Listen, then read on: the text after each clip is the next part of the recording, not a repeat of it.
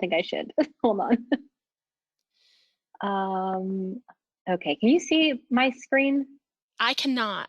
So Okay, that's, do it again. oh, I did something. I tried to be fun. I'm sorry. Okay, wow. Well, hi everyone. My name is Sarah. So I will introduce myself first. Thank you all for coming to my session. I had everything ready, and this always happens. I don't use GoToMeetings a whole lot, so I'm still trying to learn it. Okay, now you should be able to see my screen. Okay. Amanda, can you see my screen? I can. It looks good. And I think we all All are right. very familiar with the technical challenges. Yep. Okay. All right. Well, thank you everyone for coming. And I'm really excited today to talk about how we all can include financial literacy in our library. I am really into financial literacy. It has been what I've been focusing on at my role at Upstate. And I want to share how I think all libraries can include this in their library. So from children to teens to adults to college students, everyone, we all can include financial literacy. So I'm super excited to talk about this. So an outline for today, I always like outlines, so that's why I include them. I'll do an introduction of myself.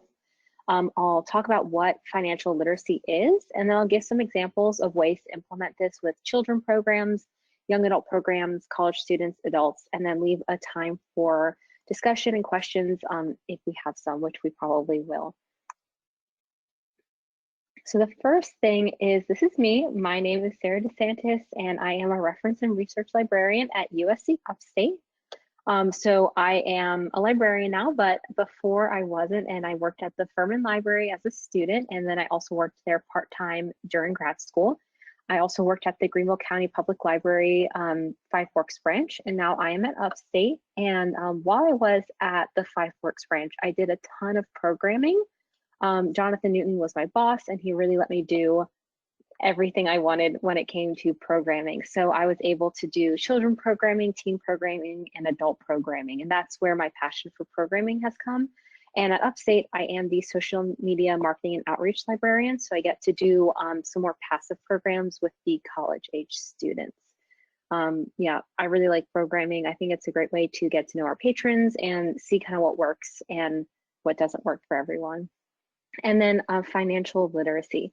So my background in financial literacy is that I had no financial literacy background when I graduated college, and I had about $55,000 of student loans. And then I started a job at the public library as a library assistant, and we all know I didn't make a lot of money. That's not a surprise. So my goal was to become debt-free in 2 years, and I was able to do that by working 2 part-time jobs along my full-time job. I'll tell you, Jonathan told me, he definitely was like, this is crazy. And I was like, yep, but I still did it. And while on that journey, I learned through reading books, watching YouTube videos, reading blogs, and just talking with other experts in the topic. And by talking, I mean really Facebook groups. That's how I learned a lot. And also my boyfriend, he was into finances and he'd done that debt-free journey before we had met. So he really guided me through this process. But yeah, so talking to people really was how I learned. And then a new fun thing that just happened this week is that I am going through the Accredited Financial Counselor Program through AFCPE. So I'm a candidate with that, and that will allow me to become a financial counselor at USC Upstate and really develop this personal financial literacy role within Upstate. So I'm super excited about that. And with that candidacy program, I am able to start doing some counseling sessions. So I'll offer that up to everyone if you are in the Upstate area, or if you aren't, I'm happy to do virtual sessions on financial literacy for your library. The great thing about being a financial counselor is that it's a free service, so it really matches well with the the library world. So I'm really excited about that. Okay. All right, so what is financial literacy? I think this is a really important question to ask. So the first aspect of financial literacy is literacy. And I think a lot of us know what literacy is. It's the ability to read and the knowledge in a specific area. In the public library, I know with the children, we focus on the actual literacy aspect, so helping children learn how to read. Literacy is very important in librarianship, but also we help with digital literacy, so helping patrons on computers. And that is done in all ages and types of libraries. I know I help children on the little kid computers, I helped adults at the adult computers, and at Upstate, I help students all the time. So we do digital literacy, and we have information literacy. That's a huge part of my job, where I teach how to search things in the library and how to find accurate data, evaluating sources, that type of literacy.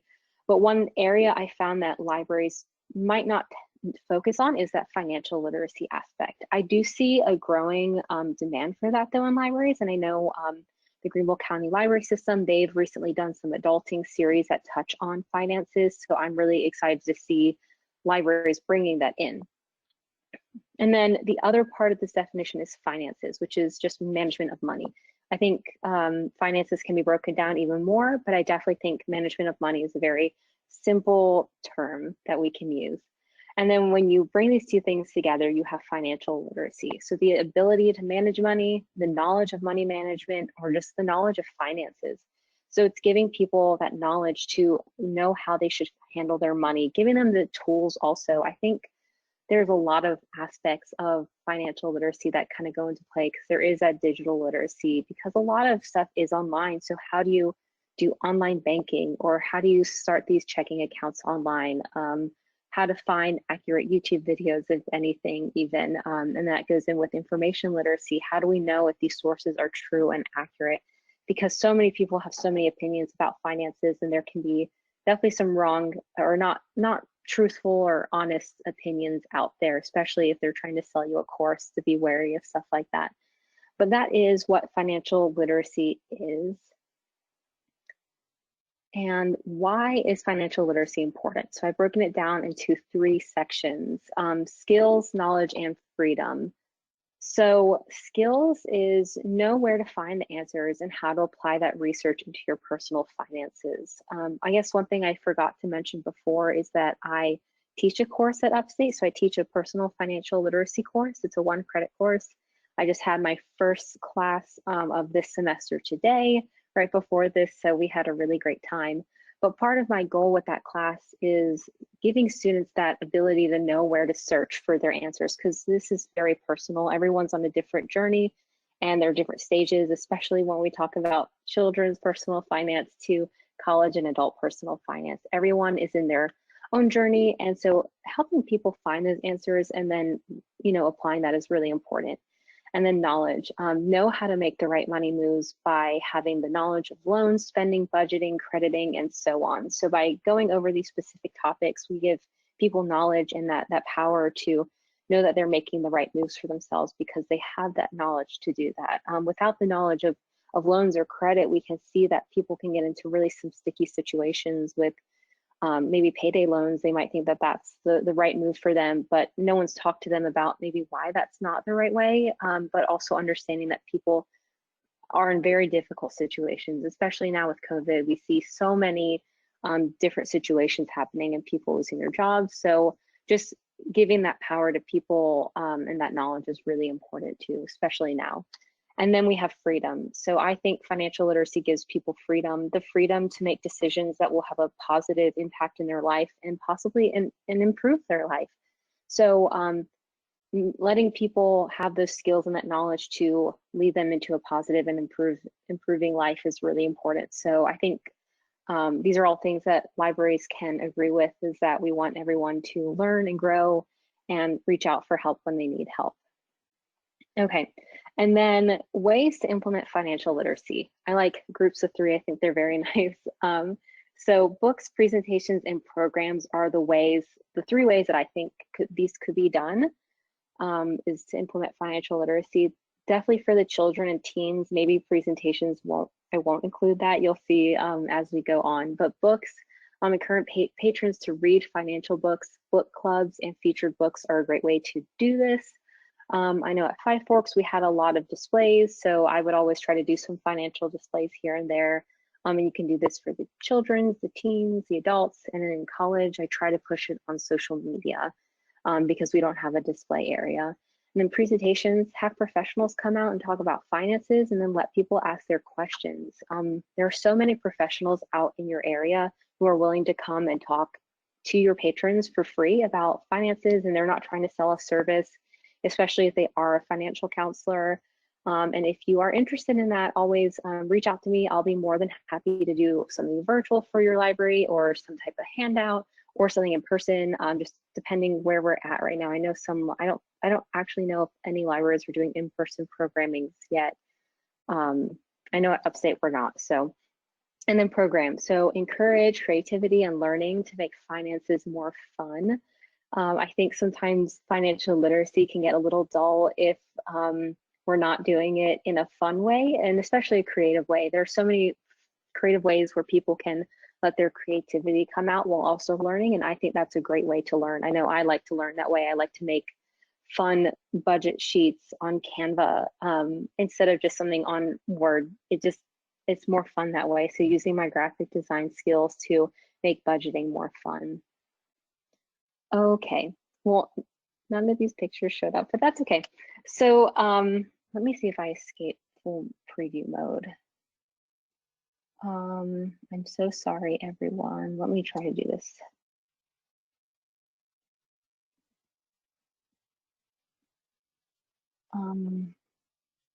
Okay, here we go. Sorry about that. I want these pictures to show up because I don't remember all the books that I put down. Okay, so for children, these are some of my, just sort of what I would do if I were in the public library again and doing financial literacy. Some programs and activities that I would do is maybe a grocery store game. So you give the children money and they have money to buy things and manage it and say, oh, like I shouldn't have bought that carrot because I really wanted that pineapple, but I spent all my money. You can make it very simple like that, or you can have people behind selling money. Again, these are things with in person. It's a little hard to come up with virtual ways to do this, but I'm sure there's virtual ways to do this. There are online games, and these can also help promote that digital literacy. There are a ton of great children online games on financial literacy that I've played myself. They're really fun, especially things with like piggy banks. And then the history of money. So this could be a great, you could, I know there are tons of nonfiction money books in the public library, so you can look at that, talk about the history of how money's been created and how it's changed over the years. And then an activity at the end could be design your own money, where students can, whether they can draw themselves on it instead of a president, or they can design something like a flower, kind of whatever they want, just to sort of get that creativity and conversation about money going. And then, okay, a typo, but that's all right. So saving money with a craft, so a DIY piggy bank, and there's a lots of ideas on Pinterest. So yeah, so you can talk about saving money and see if they have any money goals, you know, see like, oh, like, what are you trying to save? And they're like, oh, I want a lollipop. Oh, great, like, let's make a little piggy bank and see if we can save some change for a lollipop or something like that. So just making it fun for children, because it doesn't have to be too serious for children specifically. And then some books that I have really liked. I've read a lot of children finance books while I was at the public library. The Bernstein Bears, that's always a classic.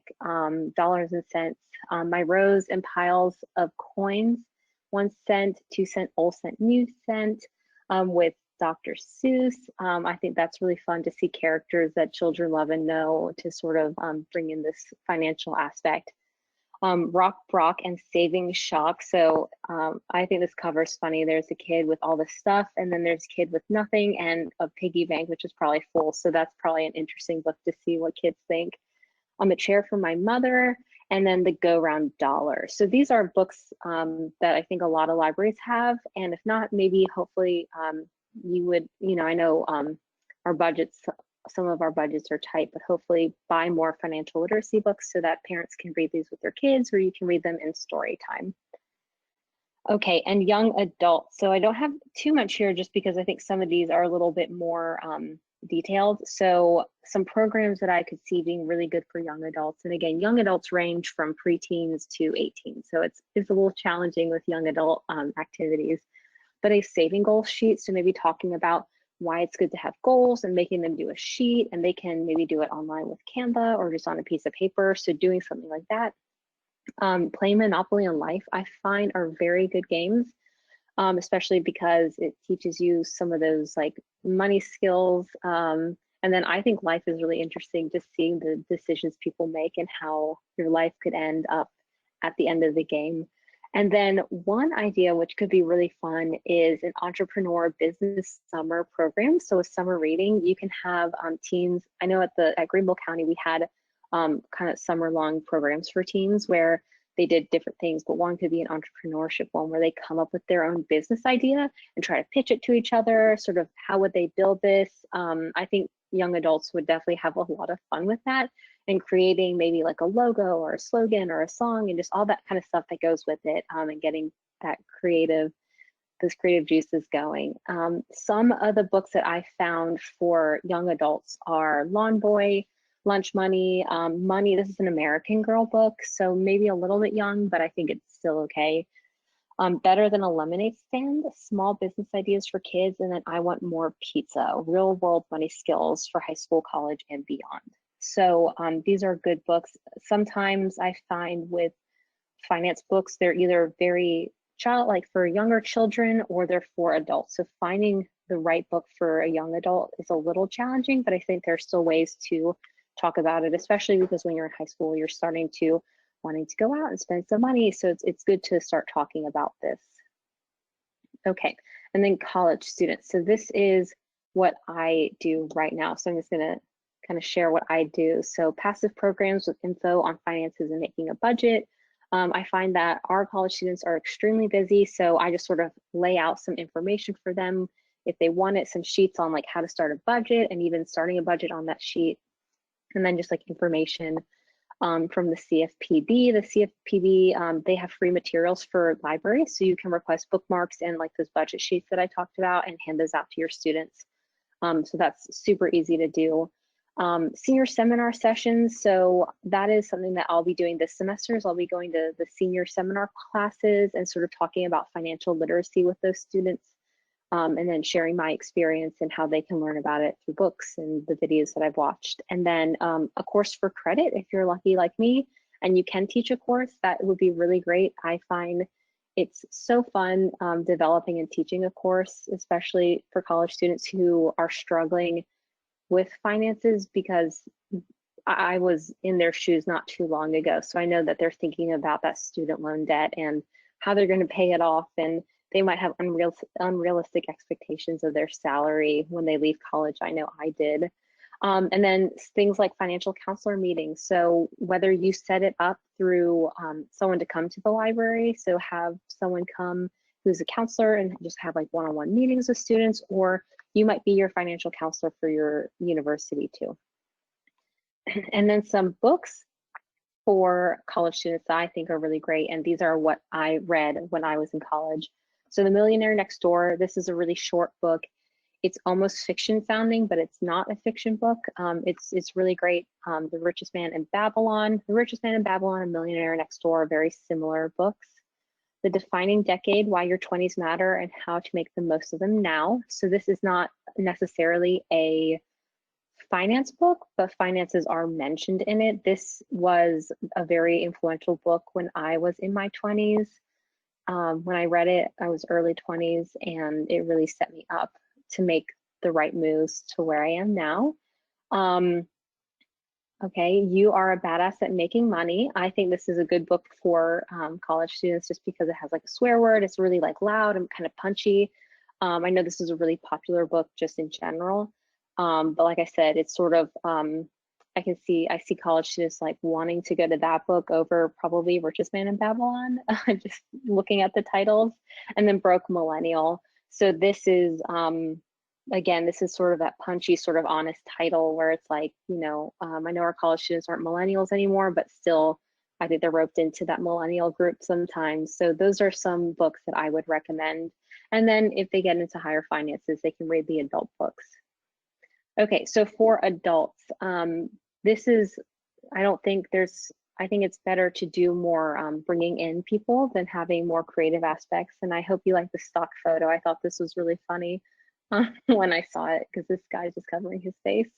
So that makes me laugh. But doing a finance book club, that's a great way to start people reading books is do a financial book club. Or you can get into more financial movement group meetings. I know at the Greenville County Public Library, a private group, they do an investor meetup, but maybe you could facilitate that or even host a Dave Ramsey Financial Peace University to meet at your library. That's always great because I know they usually meet at churches, but they do need a neutral ground sometimes also, and the library is a really great place. So you could always reach out to the Financial Peace University and see if they have any teachers who want to come to your library. And then one popular program we did at the Greenville County Public Library was we did a couponing session. So we have this like local celebrity expert on couponing, and she came and talked about couponing, and that was packed out. Like the Five Forks meeting room can hold like 150 or more people, and that room was packed out. So that was really popular. Things that adults can get excited about, like couponing. And then you have presentations with local finance experts to give a talk or offer one-on-one meetings like through appointments or some reoccurring sessions on different financial topics. So that's always good to have, to bring someone from the area who knows your area and sort of the specific details about your area. So some of the books you'll see are very similar to the college books because it just depends where you are, and sometimes you need those basic intro books. But Think and Grow Rich, that's a great financial book to read when you're starting off. Rich Dad, Poor Dad, that's a really popular financial book. It's probably one that I would suggest a little bit later, but you can read it first if you want. Millionaire Next Door, Richest Man of Babylon, those were in the college ones, but again, those are really basic finance skills and they kind of tell a story, so it's not super boring. And then the classic Dave Ramsey Total Money Makeover, I would say this is a book that most libraries have. It's probably checked out a lot. At Five Forks, actually, one lady is, I guess she's a YouTuber, and she was like putting money in like Dave Ramsey books, and it was at the Five Forks branch. I saw that on YouTube, so I thought that was kind of interesting. So those books are definitely checked out a lot, and they're classics. I mean, they definitely talk about getting rid of debt, assets, and all those specific things that you might not know about, but these books can teach your patrons. Okay, so that is my suggestions for implementing financial literacy at any library that you're at. And now I'm going to open up for questions. So if you have questions, or if you have a financial literacy idea you want to run with the group, you can do that now. Or have you done anything related to financial literacy at your library? I'd be really interested to see what you're doing with financial literacy. And then this is also open for discussions on financial literacy. So really whatever you guys want. Okay, Penny said, I want more pizzas. Great for middle and high school students. Thank you, Penny. Yeah.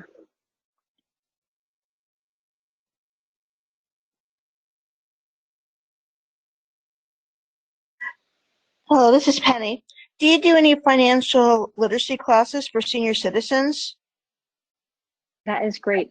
So I have not before, but I definitely think that's a group that I don't know much about that should be also talked about, especially going to, well, before COVID, going to the nursing homes. I know we tried to start doing that at Five Forks. But yeah, I don't. Have you had any experience with that before? I have been doing more financial literacy. I'm not in a library setting. I'm more of a non I'm a librarian that is in a non position of a librarian role, and I found that since the COVID that I've had more individuals asking of how to do things online, that they don't know how to go and pay the bills and how to manage their finances using a computer. Oh wow, I didn't even think about that. Yeah, that's so interesting because my parents, especially during COVID, they've reached out to me and my brother a lot about how to pay those things online. So I should have thought of that. But yes, that digital literacy and financial literacy really go hand in hand because a lot of things are online now because you can check caches even through your phone. I know that took my dad a really hard time to actually want to do that. But yeah, that's an area I'll have to add to this in the future to talk about senior citizens specifically, because I know that they have different challenges and things to talk about. Okay, so another question. For Adulting 101 programs, I have invited a tax preparer to teach about first-time taxes, banks to teach about basic banking skills and how credit works. Wow, that's really great. Yes, I think Five Forks had someone from a tax group come, but that's really great because I know taxes are extremely confusing. I did my taxes for the first time last year. My dad's done them before, and I know I didn't really know what to do. My boyfriend helped me fill everything out on TurboTax. It wasn't as challenging, but it's a little nerve-wracking to know what you need to fill out and what you don't. So yeah, and then banks to teach about banking skills and how credit works. That's awesome. I'm really excited that you're doing that. Because those are important things, and to bring people, like local people, so then when your patrons go maybe to those banks or to those tax places, they see a familiar face, so it's not so scary, because I think finances can be a little scary for everyone.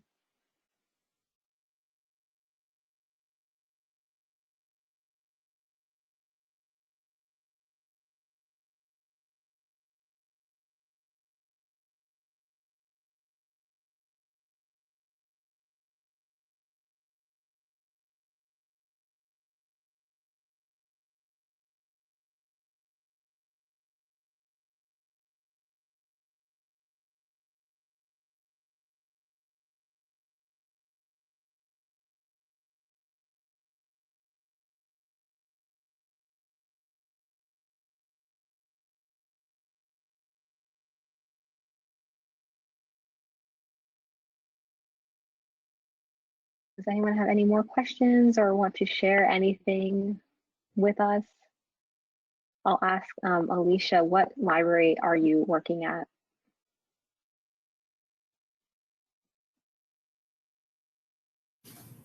Okay, so my typing skills are not as fast. I work at the Irma Branch Library in the Lexington County Public Library System. Okay, great. That's awesome.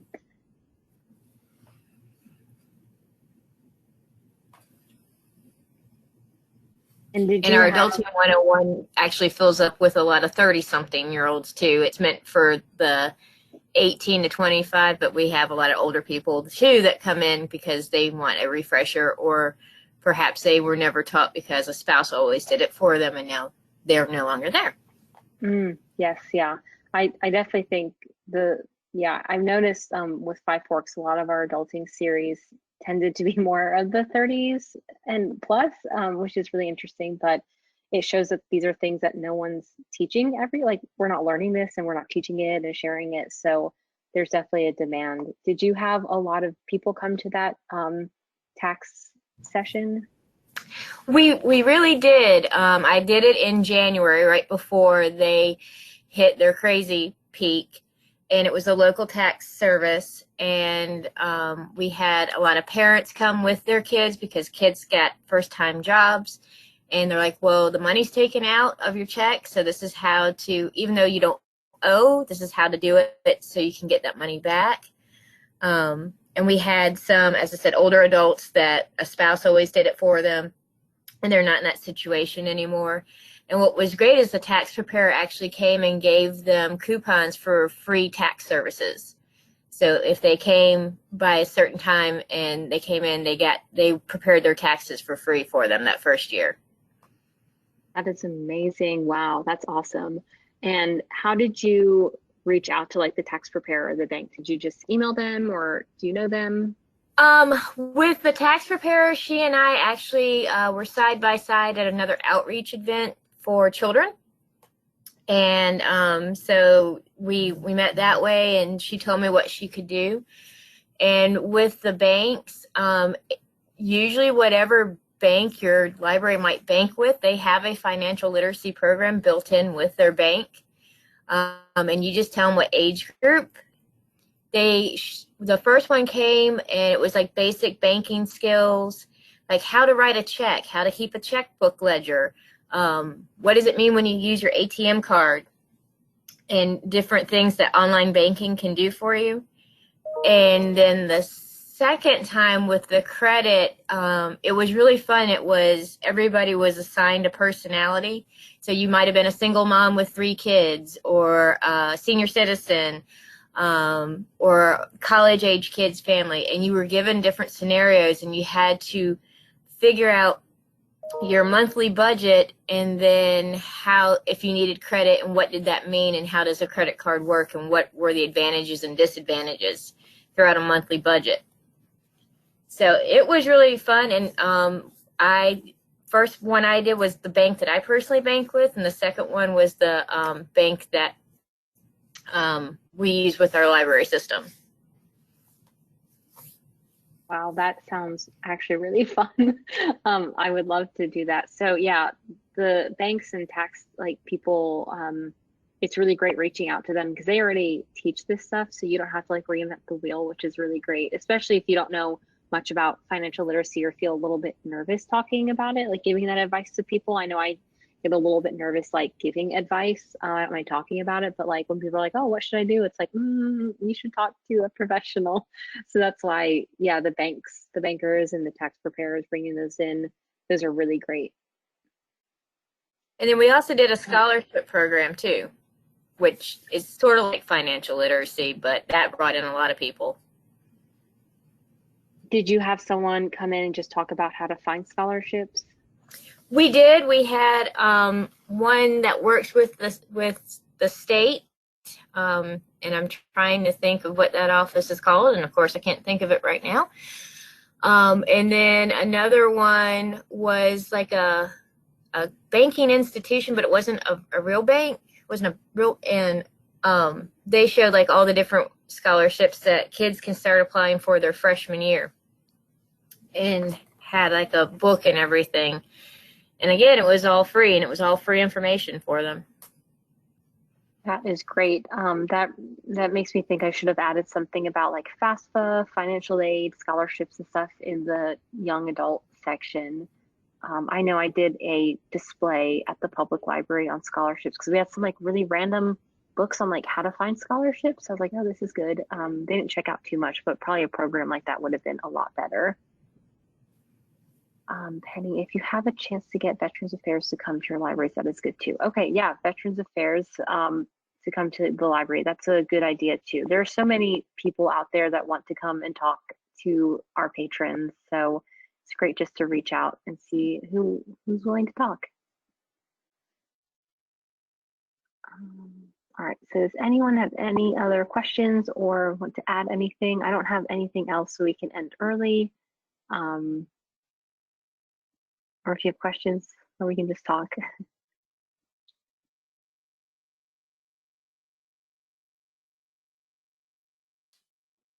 Sarah, this is Amanda. I think these are all great ideas. I really appreciate it. I've been writing down a lot of notes. I love the idea of starting early with the kids and doing story times and crafts and programs. Start them young. Exactly. Start them young, and then also get the parents involved. And yeah, I think the kid stuff is, and there's so many things on Pinterest that you can do, which is really where I went last night. I went down a rabbit hole of Pinterest crafts. So I was like, man, I really wish I could do this with some little ones right now. Well, nobody's doing it with little kids right now, so. Yeah, I know. I don't even know what programming will look like in the future. So it was hard. I just kept it maybe we'll be back one day to do in-person programs, but yeah. One session this morning talked about how to children's play in libraries, and they had some really great examples of doing programs that people took home. So maybe people can watch that and then take some financial literacy examples and merge those two things together. Mm-hmm. Yeah, here at our library, we're doing a lot of craft take home where you just take the bag and then you can work with your kids. So incorporating some financial literacy into that would probably be very doable.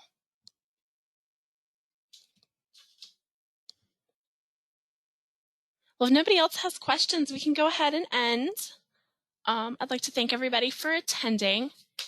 And we do have, this is the last traditional breakout session, but at 3:30 there is a vendor showcase that has links to sponsors, as well as 6 o'clock there is a virtual social event. So thank you, everybody. And again, the recordings of these sessions will be available on our YouTube channel.